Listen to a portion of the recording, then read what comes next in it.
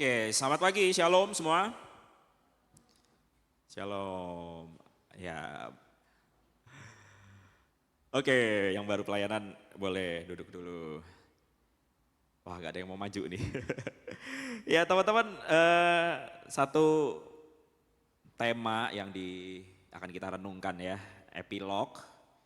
Itu adalah satu penutup dari satu cerita atau kisah. Kalau kita nonton film, kita baca novel, kita baca buku atau apapun ya berbentuk cerita, biasa akan ada bagian namanya penutup dan itu epilog gitu ya. Di situ biasanya ada satu peristiwa atau ada satu adegan atau ada satu penjelasan singkat yang merangkum semua apa yang diceritakan ya atau dipentaskan atau dilakonkan kalau itu drama gitu ya. Kalau itu film, ya apa yang difilmkan itu pokoknya bagian akhir lah. Ini kesimpulannya apa sih, gue nonton film, kesimpulannya apa sih? Atau film ini sebenarnya tentang apa sih gitu. Nah, kita juga mau melakukan kesimpulan ini ya. Kita mau evaluasi, kita mau lihat lagi kehidupan kita sepanjang tahun ini. Apa sih sebenarnya yang merangkum kehidupan kita sepanjang 2023 gitu teman-teman. Ya, jadi kita sudah tiba di hari terakhir nih 31. Sebentar lagi beberapa jam lagi kita masuki tahun 2024 ya. Apakah satu ending yang happy atau ending yang sad atau ending yang sebenarnya penuh tanda tanya, gue nggak tahu ya ke depan apa yang akan terjadi atau gue nggak tahu selama 2023 ini gue ngapain aja gitu ya. Ayo kita sama-sama melihat lagi gitu ya. Karena suka atau nggak suka kita akhirnya tiba juga ya di akhir 2023 ini. Gue 2023 kalau gue masuk tahun 2023 dulu sebagai pembina sekolah minggu gitu ya. Ternyata di pertengahan tahun pindah ya, itu cerita saya gitu ya. Dulu masih sama-sama lause-lause anak-anak sekolah minggu. Nah, sekarang di pemuda, di remaja ya itu ada perubahan yang cukup terjadi dalam kehidupan saya. Nah, yuk kita lihat masing-masing kira-kira ngapain aja ya, gue apa aja yang terjadi dan apa yang gue bawa sampai akhir ini, akhir di tahun 2023 ini gitu ya. Gue ngapain.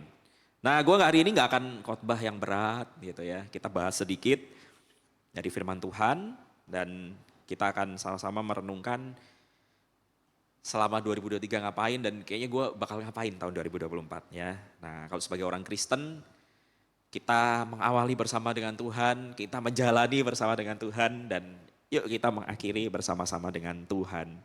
Nah kita juga mau mengakhiri tahun ini, kita bareng-bareng Tuhan juga. Kita akan buka satu bagian firman Tuhan, yaitu bagian epilog dari Alkitab kita, atau kitab penutup, yaitu Wahyu. Wahyu pasal yang pertama ya, Wahyu kepada Yohanes. Jadi kitab Wahyu ini adalah bagaimana Tuhan mewahyukan kepada Yohanes, Rasul Yohanes ya. Seorang murid Yesus yang dia menyebut dirinya murid yang dikasihi. Nah itu Yohanes. Mari kita baca ayat 5b sampai 8. Ya, ayat 5b sampai 8 saya akan membacakan dengan versi TB2 ya. Bagi Dia yang mengasihi kita dan telah melepaskan kita dari dosa kita oleh darahnya dan telah membuat kita menjadi suatu kerajaan, menjadi imam-imam bagi Allah Bapanya. Bagi Dialah kemuliaan dan kuasa sampai selama-lamanya. Amin. Lihatlah Ia datang dengan awan-awan dan setiap mata akan melihat Dia, juga mereka yang telah menikam Dia. Semua suku di bumi akan meratapi Dia. Ya, amin. Akulah Alfa dan Omega, firman Tuhan Allah yang ada dan yang sudah ada dan yang akan datang, yang maha kuasa. Semakin jauh pembacaan firman Tuhan, berbahagia kita yang bukan cuma baca tapi merenungkan dan melakukan dalam kehidupan kita. Nah teman-teman,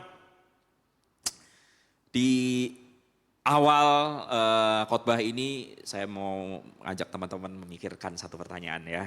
Seandainya hari ini kamu ketemu dengan Tuhan gitu ya. Nggak harus mati sih, nggak harus kamu hari ini kehidupanmu di dunia ini berakhir, nggak harus. Tapi kalau punya kesempatan nih ya bisa bisa ketemu Tuhan, bisa ngobrol langsung, bisa bercakap-cakap.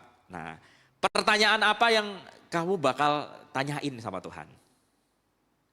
Pertanyaan apa yang ya yang kayaknya selama ini gue bertanya-tanya nih dan gue pengen tahu jawabannya dari Tuhan langsung. Karena Tuhan itu kan tahu segala sesuatu. Pasti dia bisa jawab. Nah, jadi kalau kalau lu ketemu Tuhan dan lu bisa ngobrol, bisa ngomong, lu bakal tanya apa? Bakal tanya apa sama Tuhan? Dari sini satu. Yo. Eh, yang duduknya belakang-belakang kali ya. Sorry, aku nggak terlalu kelihatan. Depannya Nobel siapa ya? Siapa? Oh, Viani. Ah, oke. Boleh deh, Viani. Viani itu nama tengah saya, Viani. Kalau kamu ketemu Tuhan, bukan mati ya, maksudnya kamu punya kesempatan, oh bisa ngobrol sama Tuhan Yesus nih. Ah, kebetulan ketemu Tuhan Yesus. Ketemu Tuhan Yesus, kemudian bisa nanya, halo Yesus, kamu mau tanya apa? Ini Yesus bisa jawab kamu langsung. Mau tanya apa kira-kira? Ada nggak pertanyaan atau unek-unek yang kayaknya selama ini nggak ada jawabannya?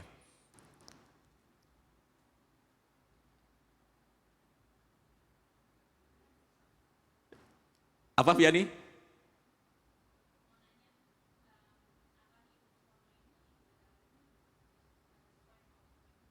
Apa hidup? Oke. Apakah hidup yang selama ini gue jalanin itu sudah sesuai dengan maunya Tuhan gitu ya? Weh, oke, kasih tepuk tangan. Wah, rohani sekali jawabannya. Gak apa-apa, gak apa-apa.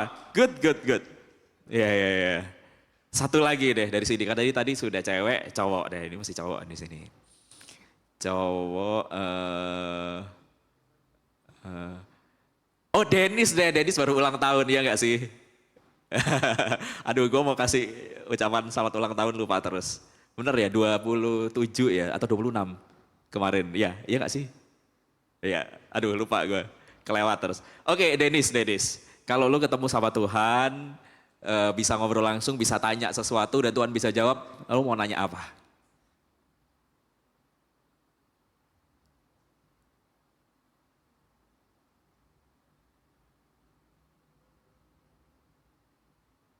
Berat ya pertanyaannya. Oh, bingung. Ya, ya apalah, yang salah satu lah, karena banyak kan. Apa aja yang receh juga nggak apa-apa. Ah, kenapa? Kapan bisa sukses? Oke, oke, kapan bisa sukses? Ya, ya. Jadi ini bukan bukan akhir ya. Jadi kan kalau kalau kalau ketemu Tuhan Yesus kan biasanya, oh, gue udah mati. Nah ini enggak. Pokoknya lu masih hidup gitu ya. Oke, lu mau tanya Tuhan kapan bisa sukses? Ya, oke. Thank you teman-teman. Ya pertanyaannya mirip-mirip ya. Kita tuh biasanya ya pengen tahu sesuatu yang kita itu nggak tahu gitu. Masa depan itu kayak apa sih gitu ya. Atau nah pertanyaan pertanyaan tentang tujuan hidup ini ternyata muncul loh dari tadi. Tadi anak-anak PRMI gue juga tanya hal yang sama dan beberapa mengatakan berkaitan dengan atau nyerempet-nyerempet tujuan hidup. Gue hidup ini buat apa sih? Tadi Vianney bilang hidup gue ini udah sesuai gak sih sama yang maunya Tuhan. Nah, by the way teman-teman, gue baru pulang ini tadi, jadi barusan banget pulang jam 6 pagi ini tadi dari Malang sama-sama anak-anak PRMI dan ya beberapa anak-anak yang usia MYC ya. Kami pergi ke youth camp di saat Malang dan barusan banget pulang. Sejujurnya gue ngantuk banget, tapi ya tetap fight ya, tetap harus memberitakan firman Tuhan. Jadi barusan banget datang, lumayan capek sih di perjalanan 13 jam lebih itu naik kereta dan harus langsung ini khotbah tadi PRMI MYC. Nah, gue keinget ada satu sesi Kapita Selekta itu kayak ya sesi seminar-seminar kecil dengan topik-topik yang membahas topik tertentu gitu ya. Di situ ada satu pertanyaan. Nah, Kan ada sesi namanya Q&A, sesi tanya jawab gitu ya. Jadi berkaitan dengan kita bahas tentang tokoh Daniel, kita bahas tentang romantic love, tentang macam-macam, ada macam-macam topik. Terus salah satu Kapita Selekta itu ada buka Q&A, mereka ketik gitu ya, ketik lewat Slido, terus ntar bakal dijawab. Nah gue keselnya sama panitia, yang di Slido gak dijawab, kayak ya buat apa lu buka Q&A lewat Slido. Jadi mereka, ayo siapa mau tanya langsung, itu semua yang dijawab, yang di Slido gak dijawab, makanya gue agak kesel gitu. Nah ada satu pertanyaan yang menggelitik saya gitu ya. Kalau pertanyaannya ada beberapa sih, tapi gue ambil satu, karena pertanyaannya ini kenapa gak dijawab sih, sebenarnya bagus juga dijawab. Jadi gini nih kira-kira pertanyaannya ya. Kenapa sih Allah itu sepertinya sangat egois? Wah gitu ya. Jadi dia sudah punya prasangka ini praduga kepada Tuhan. Kenapa sih Allah itu sepertinya sangat egois? Pertama, dia menciptakan kita padahal kita nggak minta untuk diciptakan. Ya, ini pertanyaan anak, mungkin kayaknya anak-anak remaja ya, atau nggak tahu mungkin juga bisa seusia teman-teman gitu ya. Pertama dia menciptakan kita padahal kita nggak minta untuk diciptakan. Oke nanti kita lihat lebih lanjut ya. Maksudnya apa pertanyaan ini? Udah gitu kita masih harus ngikutin tujuannya lagi. Wah. Jadi yang ada di pikiran dia, idenya dia adalah Tuhan itu egois. Tuhan ciptain gue gak mau diciptain. Tapi dia ciptain gue harus hadir ke dunia ini terus. Dan dia Tuhan kasih tahu, kamu tujuannya hidup kayak begini loh. Dugaan saya adalah gue gak mau nih. Tuhan egois banget sih itu. Gue gak mau hidupin, gue dikasih tujuan gitu. Bukankah gue itu bisa bebas ya pilih. Nah kira-kira kayak gini ya pertanyaannya. Menurut kalian gimana teman-teman? Menurut kalian pertanyaan ini gimana? Dia Allah yang egois, dia ciptain kita nggak pakai diskusi dulu. Lu mau nggak diciptain? Ya udah gitu kita harus ngikutin tujuannya. Teman-teman buat gue ini pertanyaan yang gak logis ya. Pertama gini deh, dia udah berprasangka dulu nih, berprasangka dengan dia ngomong, sepertinya ya kayaknya Tuhan itu egois nih gitu. Nah itu kan sudah dia punya pemikiran di balik itu, wah kalau Tuhan itu egois. Dengan keadaan gue hari ini gue ngelihat Allah itu Allah yang gak adil, Allah itu Allah yang ya semau maunya dia ciptain kita gitu kan. Nah bagian anehnya ini ya, bagian anehnya dia ngomong dia menciptakan kita padahal kita gak minta diciptakan. Menurut kalian ini logis gak? Buat gue gak logis teman-teman. Kenapa? Apa iya ada sesuatu ya kalau kita mau bilang sesuatu, seseorang yang belum diciptakan, kemudian dia bisa minta kepada penciptanya, gue jangan diciptain deh gitu. Jadi sesuatu yang gak ada, sesuatu yang gak eksis sebelumnya, terus mau ngomong gimana gitu loh, gak bisa kan. Jadi pertanyaan ini sebenarnya pertanyaan yang gak logis. Atau gak bisa ditanyakan dan lebih tepatnya gak perlu dijawab sebenarnya. Ya memang di dunia ini nggak semua pertanyaan perlu dijawab dan nggak semua pertanyaan ada jawabannya. Ini salah satu pertanyaan yang sebenarnya nggak perlu dijawab karena nggak logis gitu ya. Mana ada sesuatu yang sebelumnya nggak ada, sesuatu yang sebelumnya nggak eksis bisa ngomong, gue jangan diciptain ya gitu. Nah ini jadi oke, ini udah salah di awalnya ya pertanyaannya. Terus yang kedua dia bilang apa? Udah gitu kita harus ngikutin tujuannya. Nah, apakah ini Allah yang egois teman-teman, yang nggak pakai discuss dulu, Adam, lu gue ciptain, nanti lu kasih nama ini ya, kasih nama anjing, kasih nama kupu-kupu, kasih nama dinosaurus gitu ya. Ada diskusi dulu kan enggak ya teman-teman ya. Jadi apakah yang nggak pakai diskusi dulu ini berarti menunjukkan oh dia Allah yang egois, oh dia Allah yang gak mau ngerti kita. Nah teman-teman bicara tentang tujuan Allah menciptakan kita ya. Apa tujuan Allah menciptakan kita? Kita selalu diajarin, yang memuliakan dia gitu ya. Kita kan kita hidup bagi dia, kita hidup bagi Tuhan, harus memuliakan Tuhan, harus menyenangkan hati Tuhan. Teman-teman pernah gak berpikir kalau Tuhan itu sangat narsis, ya mirip mungkin ya dengan anak ini. Oh Tuhan itu egois ya, kayaknya semua buat kemuliaan dia, semua buat kesenangannya dia, semua yang kita lakukan itu demi Tuhan, hidup kita tuh demi Tuhan. Lalu apa yang buat kita kalau gitu? Pernah nggak teman-teman berpikir kayaknya Allah itu narsis banget ya. Yang selalu kita harus puji dia, harus meninggikan dia, menyanjung dia. Nah tapi kalau teman-teman kita baca dari ayat bacaan kita tadi, dikatakan ya ayat 6, bagi dialah kemuliaan dan kuasa sampai selama-lamanya. Kenapa Yohanes menulis ini atau memuji ini? Nah karena dia mau bawa satu konsep yaitu Alfa dan Omega. Nah, mari kita buka atau kita bahas bagian ini ya. Konsep Allah adalah Alfa dan Omega, teman-teman. Yang kita baca tadi. Apa artinya Alfa dan Omega?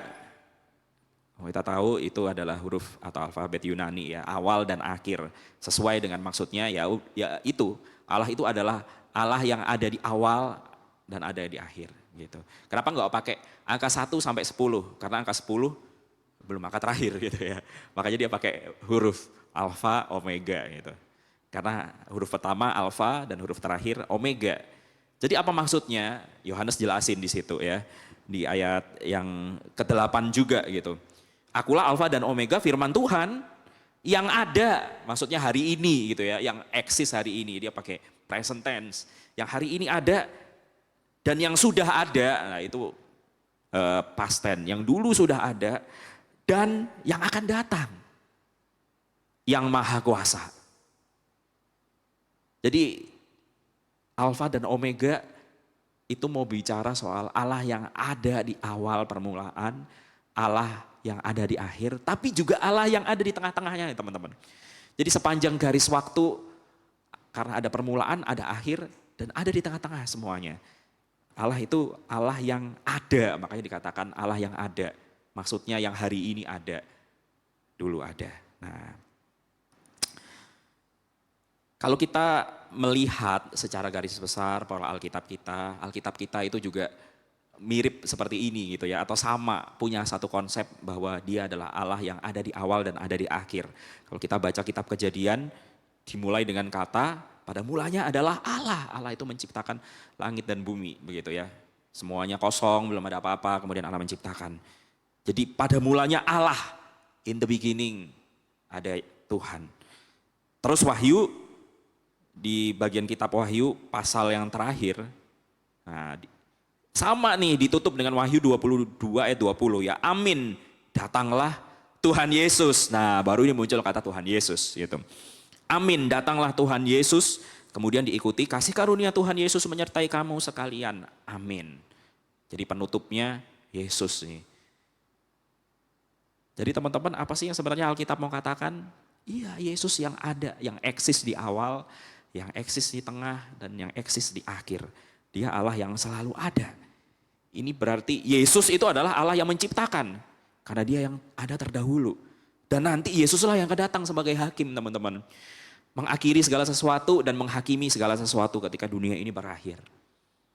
Dan Yesus juga yang, nah ini yang penting teman-teman ya. Kalau kita baca lagi tadi ayat 5b, bagi dia yang mengasihi kita dan yang telah melepaskan kita dari dosa kita oleh darahnya. Ini adalah satu bentuk kalimat hari ini present gitu ya, yang kita sudah dilepaskan, kita sudah dimenangkan, kita sudah ditebus dari dosa kita. Ini berarti Yesus itu bukan hanya yang dahulu dan nanti di depan, tetapi Allah yang dia datang menjumpai kita manusia berdosa dan dia mengerjakan karya keselamatan di kayu salib itu. Yesus menyelamatkan kita orang-orang berdosa. Nah makanya ada pujian, bagi dia yang mengasihi kita dan yang telah melepaskan kita dari dosa kita oleh darahnya. Nah teman-teman, saya mengajak kita kembali ini melihat pekerjaan Allah di dalam kehidupan kita ya. Bukan hanya pekerjaan Allah yang lampau, yang dulu. Kalau kita reverse ke Alkitab kita di PL, oh ya Allah itu menolong bangsa Israel, Allah itu menyelamatkan bangsa Israel. Allah itu kemudian menyertai, walaupun Israel dibuang tapi dia menyertai. Dan sampai Tuhan Yesus datang mengerjakan keselamatan itu di kayu salib, mati buat kita, dia bangkit, dia naik ke sorga, kemudian masa gereja-gereja, ya, semua itu dikerjakan oleh Tuhan dan semua itu ada campur tangan Tuhan di sepanjang sejarah kehidupan. Dan sampai hari ini, sampai masa pasca Alkitab, ya, kita mengalami masa di mana Alkitab sudah settle, sudah lengkap, kita hidup sebagai gereja Tuhan, dan hari ini kita hidup di bawah pimpinan Tuhan, di bawah pimpinan Roh Kudus. Nah, Dia Allah yang selalu ada, teman-teman. Kalau Yesus Kristus dulu hadir sebagai manusia, hari ini Dia hadir di dalam rohnya melalui Roh Kudus yang menuntun kehidupan kita, teman-teman. Jadi Dia Allah yang selalu ada, bukan hanya yang muncul doang di awal, terus kayak kalau film itu ya, lakonnya itu muncul di awal, nanti dia muncul lagi di akhir. Enggak. Tapi sepanjang cerita itu Dia berperan gitu loh, teman-teman. Nah, mari kita lihat apa sih hari ini, apa yang Tuhan kerjakan di dalam kehidupan kita gitu ya. Apakah kita sebagai orang-orang Kristen, kita jalan bersama-sama dengan Tuhan enggak sih? Jangan-jangan deh kalau kita merasa enggak tuh, oh berarti kita sedang tidak berjalan dengan Tuhan. Kayaknya kok enggak ada ya Tuhan Yesus di dalam kehidupan gue, ya karena memang kita tidak pernah melibatkan Dia gitu. Nah teman-teman, yuk mari kita berefleksi sejenak ya. Apa sih yang Tuhan sudah kerjakan di dalam kehidupan kita selama tahun 2023 ini? Kalau gereja kita sebagai gereja, kita mengumpulkan satu tema tentang bertumbuh, kemudian melayani ya, buahnya kita bisa melayani, dinikmati oleh orang lain, kita melakukan pelayanan terhadap sesama kita. Gimana teman-teman selama ini teman-teman bertumbuh gitu? Atau apa sih pelayanan yang teman-teman sudah lakukan? Ngomong pelayanan, ya bukan hanya di gereja ya. Gue gak akan membatasi pelayanan itu, ya lu di gereja sebagai usher, sebagai worship leader dan lain sebagainya, enggak. Tapi bagaimana kita di rumah, bagaimana kita di kerjaan, apakah kita seorang pelayan Tuhan? Apakah kita seorang murid Tuhan yang bertumbuh terus?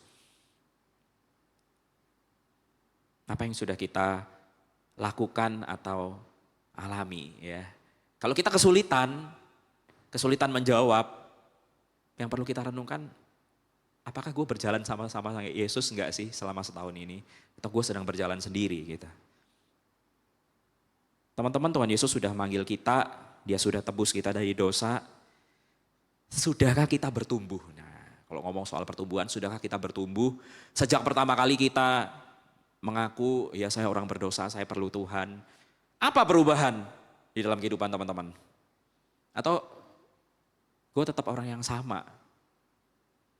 Tetap orang yang sama sewaktu gue dulu pertama kali bertobat atau bahkan sebelum bertobat. Sudahkah kita mengambil bagian di dalam pelayanan? Ya gereja kita terbuka sekali ya dengan berbagai pelayanan. Atau kita tunggu, kayaknya gue gak pernah ditawarin pelayanan. Yuk teman-teman, ada banyak hal yang kita bisa kerjakan ya. Lu bisa tanya teman-teman pengurus, perlu dibantu apa gitu ya. Ya sekali lagi, kita sebagai anggota gereja, ya kita diundang teman-teman berbagian di dalam pertumbuhan gereja kita juga ya. Tapi sekali lagi juga tidak harus teman-teman, oh ya gue pelayanan harus di gereja ya, enggak gitu. Tapi gereja perlu teman-teman, perlu keterlibatan teman-teman. Oke, teman-teman kalau kita menyadari Yesus itu adalah Allah yang Alfa dan Omega, yang ada di awal dan ada di akhir. Maka kita punya satu konsep seharusnya, Dia itu Allah yang berdaulat teman-teman. Dia pencipta, Dia yang ada di awal, Dia berdaulat atas seluruh kehidupan kita. Dia berdaulat, Dia punya kuasa untuk menciptakan. Dan pastinya Dia adalah Allah yang akan menghakimi teman-teman. Menghakimi segala yang kita perbuat. Jadi selama kita hidup, apa yang kita lakukan sepanjang tahun 2023 ini, kita akan mempertanggungjawabkannya karena Dia adalah Allah yang menghakimi kita. Jadi seharusnya kita memikirkan kembali teman-teman. Apa yang kita lakukan, apa yang kita perbuat, apa yang kita rencanakan. Selama 1 tahun ini gue buat apa aja. Gue harus bertanggungjawabkan kepada Tuhan. Kita perlu bersyukur kalau di dalam Tuhan kita terima keselamatan, kita terima anugerah yang begitu besar, kita ngerasain berkat-berkat Tuhan. Nah, bentuk tanggung jawabnya adalah bagaimana kita mengelola berkat-berkat yang Tuhan sudah kasih, gitu ya. Bagaimana kita sudah melakukan, kalau Tuhan mempercayakan kita ada berkat, kalau Tuhan mempercayakan kita suatu panggilan tertentu di dalam kehidupan teman-teman, sudahkah kita mengerjakannya dengan sepenuh hati? Sudahkah kita mengerjakannya seperti untuk Tuhan? Yang terakhir teman-teman, kalau kita menyadari Tuhan Yesus itu adalah Allah yang Alfa dan Omega, tadi udah dijelasin, dia bukan hanya tokoh atau lakon yang muncul di awal dan akhir doang, tapi dia Allah yang konsisten. Dia Allah yang konsisten yang terlibat di sepanjang kehidupan manusia, dari dulu sampai hari ini dan sampai nanti ya teman-teman. Jadi bukan hanya di awal dan akhir tahun, tetapi juga di sepanjang tahun 2023 ini teman-teman. Kita ada jaminan penyertaan Tuhan. Kita ada jaminan bahwa Allah itu juga memelihara. Tuhan sudah berkarya memberikan keselamatan di dalam Tuhan Yesus Kristus. Dan dia juga Allah yang memelihara keselamatan atau menjamin keselamatan itu melalui Roh Kudus. Nah, mau gak kita semakin bergantung kepada Tuhan? Mau gak kita menyerahkan hidup kita? Dipimpin Tuhan gitu ya. Kalau jalan bareng Tuhan, ya kita mesti serahin hidup kita mesti libatin Tuhan gitu ya. Kalau kita gak pernah libatin Tuhan, ya berarti kita sedang tidak berjalan bersama dengan Tuhan. Yang terakhir saya mau kembali ke pertanyaan yang tadi ya. Pertanyaan yang di awal tadi. Tuhan itu egois gak sih? Tuhan itu egois gak sih? Ketika dia memerintahkan kita atau dia kasih tahu kita bahwa kita itu harus ikutin tujuannya gitu loh. Semua demi kemuliaannya. Kita hidup buat dia, untuk kesenangan dia, untuk memuliakan dia, untuk jadi alatnya apapun ya itu semua untuk dia. Apakah itu berarti Tuhan itu egois teman-teman?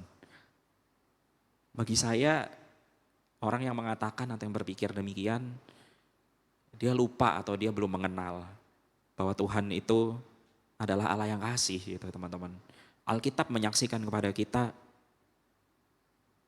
karena begitu besar kasih Allah akan dunia ini, dia mengaruniakan anaknya yang tunggal. Tidak ada kasih yang lebih besar daripada kasih seorang yang memberikan nyawanya bagi sahabat-sahabatnya. Teman-teman, Injil itu mengatakan bahwa kita ini orang-orang yang sudah memilih untuk binasa. Tetapi Tuhan itu datang ke dunia supaya apa? Supaya kita sadar bahwa kita itu sedang memilih yang salah gitu teman-teman. Ketika Adam dan Hawa itu memilih, Tuhan memerintahkan buah yang lain boleh kamu makan, tapi buah yang ini gak boleh gitu. Ketika Hawa itu pilih ini, pilih buah ini ambil, sebenarnya dia sedang memilih kematian teman-teman. Kan Tuhan bilang, kalau kamu makan buah itu, kamu mati, jelas sebenarnya. Tapi Hawa ragu, apa benar gitu ya. Dia mau dengerin iblis. Iblis bilang, kalau kamu makan, kamu akan jadi sama loh sama seperti Tuhan. Nah, Hawa mulai meragukan kalau Tuhan itu mengasihi dia.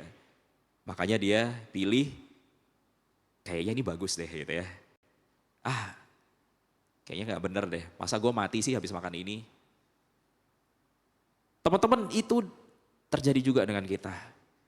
Ketika Tuhan memberikan tujuan kepada kita, kemudian kita memilih yang lain, sebenarnya kita sedang memilih ending yang sama dengan Hawa, yaitu kematian teman-teman. Tapi karena kasihnya yang begitu besar, Allah itu menciptakan kita, sebenarnya bukan untuk bertujuan pada kematian akhirnya. Tapi Tuhan itu menciptakan kita supaya kita hidup bersama-sama dengan Dia. Tuhan Yesus datang ke dunia supaya apa? Supaya kita itu kembali kepada tujuan awal kita. Kita hidup bersama-sama dengan Dia. Makanya itu dikatakan bagi Dia yang mengasihi kita. Teman-teman, ketika kita pun sekalipun kita nggak lagi mengasihi Dia, sekalipun ketika kita itu memilih jalan kita sendiri, Tuhan itu tetap berbelas kasih. Tuhan itu tetap mau cari kita, dia tetap mau selamatin kita. Dia nggak pernah maksa kita, teman-teman sekali lagi, dia nggak pernah maksa kita loh. untuk kita itu hidup sesuai dengan kehendaknya, untuk kita itu hidup memuliakan dia, dia gak pernah maksa. Tapi dengan jelas seperti Tuhan itu memberikan perintah ya, dikasih tahu Adam dan Hawa, ini buah ini kalau kamu makan mati, kalau kamu mau hidup kamu makan buah yang lainnya gitu. Sama seperti itu teman-teman.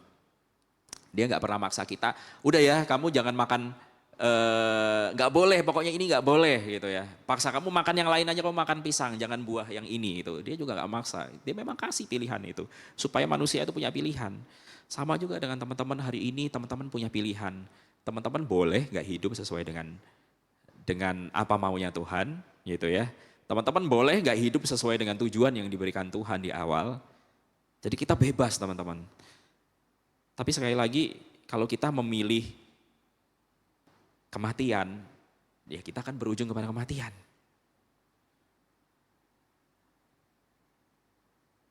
Kita seringkali nggak percaya kalau dia Allah yang mau mengasihi kita loh. Dengan dia memberikan tujuan, tujuannya adalah karena dia begitu mengasihi kita teman-teman. Karena dia ingin kita tetap hidup bukan mati. Dan akhirnya kita menuduh dia dengan, oh engkau Allah yang egois, kenapa? Karena engkau memberikan tujuan, bukan tujuan yang aku mau. Iya gak sih teman-teman? Kadang kita berpikir kayak gitu. Kita berpikir bahwa tujuan yang diberikan Tuhan itu membatasi kebebasan kita. Padahal justru enggak gitu. Justru tujuan itu Allah berikan supaya apa? Supaya kita bisa tetap hidup teman-teman. Karena kalau kita punya tujuan kita sendiri sudah pasti tujuan kita itu kita pilih seperti Hawa. Kita akan pilih kepada kematian bukan kehidupan. Jadi teman-teman sekali lagi kita diciptakan untuk hidup bersama-sama dengan Tuhan. Bukan untuk mati. Kita menikmati, kita berbagi kasih dengan Tuhan. Dan dengan ciptaan Allah yang lain. Dengan sesama kita. Dan Yesus itu mengembalikan kita ke tujuan kita yang semula. Supaya kita bisa hidup berdamai dengan Allah. Kita bisa sharing love each other. Teman-teman di dalam perenungan akhir tahun kita, yuk mari kita memikirkan lagi. Apa alasannya, apa artinya gue itu hidup untuk memuliakan Tuhan. Gue melayani dia itu buat apa sih gitu ya. Atau bahkan gue bertumbuh, gue bukan lagi orang yang sama seperti sebelumnya. Itu untuk apa sih? Dan sampai sejauh apa? Teman-teman gue gak bosan-bosan untuk selalu bahas tentang apa tujuan hidup kita. Dan apa yang Tuhan lakukan ketika kita memilih yang bukan tujuan yang seharusnya.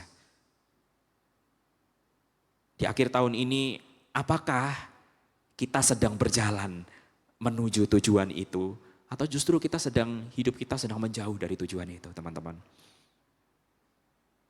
Mari kita renungkan, mari kita pikirkan, dan mari kita bawa ke tahun yang baru. Tinggal beberapa jam lagi, kita sudah lewat tahun 2023, kita masuk ke tahun yang baru. Apakah gue menghidupi tujuan yang Allah berikan di dalam kehidupan kita? Baik yang secara umum kita dipanggil untuk memuliakan Tuhan atau tujuan kita secara spesifik nih teman-teman. Kita dipanggil sebagai murid, kita dipanggil sebagai pengusaha, sebagai dokter, apapun profesi teman-teman. Itu tujuan yang Tuhan berikan secara spesifik. Apakah kita sedang berjalan ke sana atau kita justru sedang berjalan mengikuti jalan yang lain? Kiranya Tuhan menolong kita, mengarahkan kita supaya di tahun 2024 kita jalan sama-sama dengan Tuhan. Ya kayak tadi gue bilang, kalau kayaknya Tuhan kok gak ada ya, Tuhan gak ada dalam kehidupan kita. Kayaknya ya kita sedang gak jalan sama dengan Tuhan gitu. Kita lagi jalan sendiri tuh. Hidup yang kita jalani berarti bukan berjalan sama Yesus, tapi berjalan menuju ke tujuan yang lain. Mari kita membuka tahun 2024 dengan optimisme yang baru ya teman-teman. Semangat yang baru, semangat untuk mengerjakan ya tugas teman-teman masing-masing. Dan semangat untuk kita punya semakin dekat sama Tuhan. Kita punya gairah untuk kita semakin mengasihi Tuhan, semakin tanya kepada Tuhan, Tuhan mau apa di dalam kehidupanku. Kita tanya sama Tuhan, kita perlu tanya nih, Tuhan mau saya kerjakan apa hari ini? Tuhan mau saya ngapain melalui apapun yang kita kerjakan ya, profesinya teman-teman masing-masing. Melalui kuliahnya teman-teman, melalui kerjaannya teman-teman. Mari kita terus-menerus melibatkan Tuhan, karena Dia bukanlah Allah yang hanya muncul di awal dan akhir, tetapi Dia Allah yang selalu ada day by day di dalam kehidupan kita. Amin. Kiranya Tuhan menyertai kita. Mari kita berdoa. Tuhan, terima kasih untuk firman-Mu. Engkau Allah yang mengawali segala sesuatu dan akan mengakhiri segala sesuatu. Tapi juga Alkitab memberitahu kepada kami, Engkau Allah yang hadir di tengah-tengahnya. Engkau Allah yang hadir hari ini bersama-sama dengan kami. Tuhan, izinkanlah kami merenungkan kembali. Kalau sepanjang tahun 2023 ini, kami gak merasakan Tuhan menolong kami. Kami gak merasakan Tuhan hadir dalam kehidupan kami. Oh Tuhan, kami mohon Engkau mengoreksi kami. Apakah mungkin kami sedang tidak berjalan dengan Tuhan? Apakah mungkin kami sedang tidak berjalan mengikuti tujuan yang Tuhan sudah buat di dalam kehidupan kami? Kami sedang memilih tujuan kami sendiri. Tuhan, ampuni kami. Tuhan, kami rindu di tahun 2024, kami menghidupi tujuan Tuhan. Kami semakin dekat dengan Tuhan, kami semakin kenal apa yang harus kami kerjakan di dalam kehidupan kami. Karena kami mengenal Engkau, Allah yang menyertai kami, Allah yang berjalan bersama-sama dengan kami. Terima kasih Tuhan, kami bersyukur Engkau Allah yang Immanuel, Engkau gak tinggalin kami sendiri, Engkau juga memberikan komunitas untuk kami bertumbuh. Tuhan, berkatilah komunitas kami. Teman-teman yang ada di ruangan ini, dengan segala keterbatasan, dengan segala hal yang kami miliki, Tuhan, kami mau bawa kepada Tuhan. Kami mohon Tuhan memberkati kami di tahun 2024 ini Tuhan. Yang sebentar lagi kami akan masuki, baik itu sebagai MYC ataupun pribadi lepas pribadi. Kami memohon Tuhan memberkati setiap aspek kehidupan kami. Terima kasih Tuhan, kami menyerahkan masa depan kami dalam tangan-Mu. Demi nama Tuhan kami Yesus Kristus kami berdoa. Amin. Tuhan berkatin kita.